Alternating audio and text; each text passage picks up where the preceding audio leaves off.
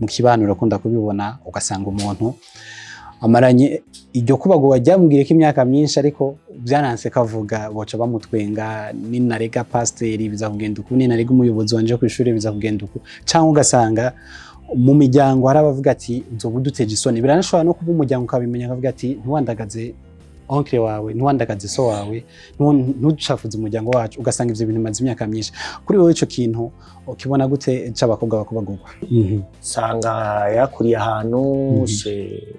son oncle bakamukorera ibintu nabivuge agakura muri yo nzira nyene agumana ibintu mu mutima kandi buriya ikintu kibintu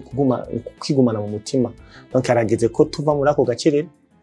arageze ko abakobwa cyangwa abakenyezi bava muri ako gacerere bakavuga ibintu byayo mabi akorerwa abakenyezi.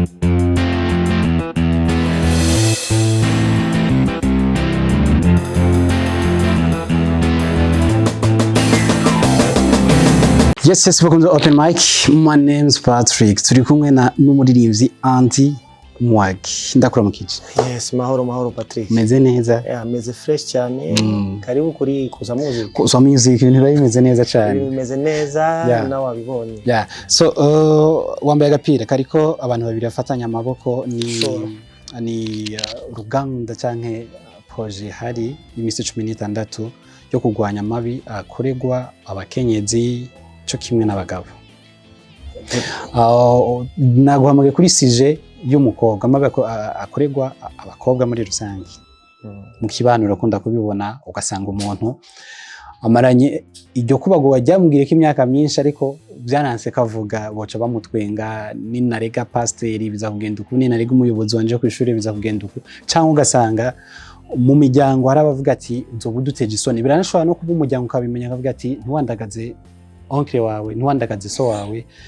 ntucafuze umuryango wacu ugasanga ivyo bintu maze imyaka myinshi kuri wowe ico kintu ukibona gute c'abakobwa bakubagurwa? Ico kintu kwanza ni kibi cyane na niyo mpamvu sensibilisation turi invité nk'aba artiste ukuvuga abakobwa surtout cyangwa abantu bakorerwa ayo mabi arageze ko bava bareka ubwoba bavuga ibi bintu iyo bimubaye ko akabivuga donc kuri je novuga ko mena il est temps ko abantu abakobwa surtout puisque nibo baca muri zo nzira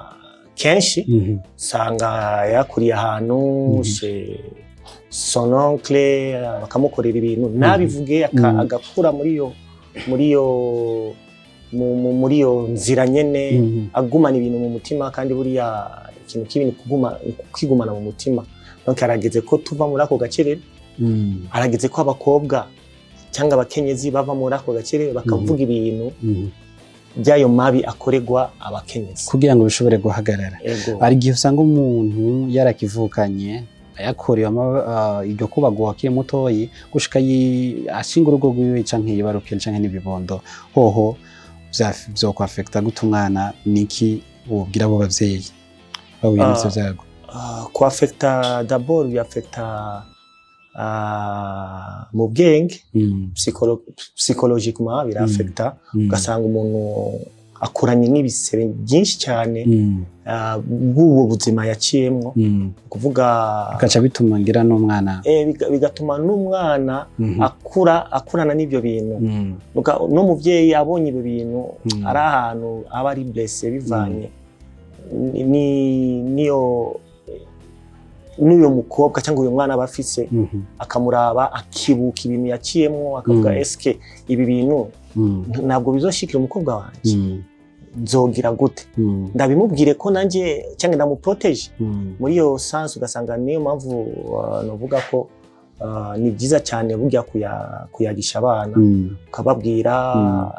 iyo sensibilisation burya itegezwa gutangura de bas âge ufise umwigeme ukamubwira bimeze uko donc kugira akure muri iyo nzira amenye ibintu kare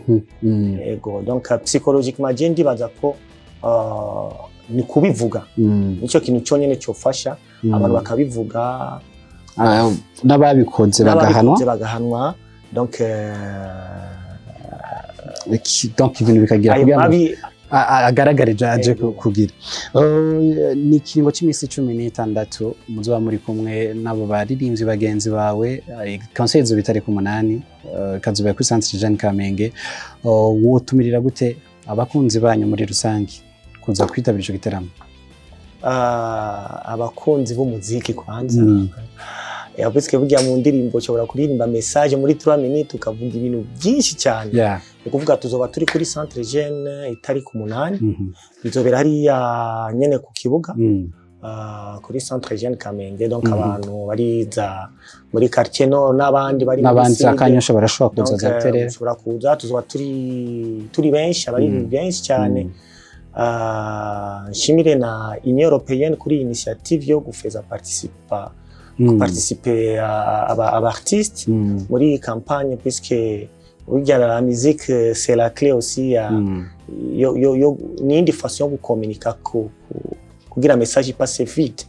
donc abantu bazoze badushigikire tuzovugana byinshi tuzobiririmba tuzotanga ama conseils donc n'hésite pas yo kuza nimba ufise ikintu numva ufise ikintu ushaka kuvuga cyangwa kuvugira ku mugaragaro tuzoba turi kuri terrain donc azoba ahora ama mic tuna no kuduga kuri stage ukabivuga donc abantu bazoze badushikire turwanye aya mabi akorerwa abakenyezi spécialement abigeme so ndagushimire cyane kiyane no open mic hama twongera dutera intege cyane abo bigeme aho bari hose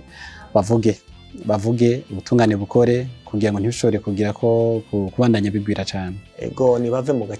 gacerere so asante cyane merci cyane Patrick